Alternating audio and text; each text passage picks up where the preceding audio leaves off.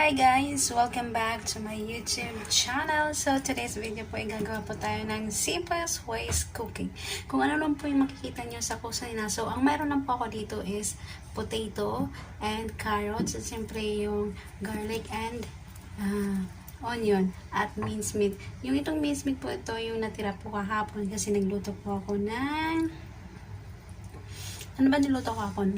Basta nagluto po ako kahapon ng minced meat din. So, ito yung natira. So, now I decided to cook, ano ba to? Menudo with minced meat. Charay. Basta di ko alam ang tawag dito. Basta yung gagawin po tayo ng simplest ways cooking kasi ito lang po ang mayroon sa kusina. So, pang lunch time. So, syempre, ang gagawin natin po dito is kakat po natin ng into cubes yung carrot tsaka potato. So tara, simulan na po natin.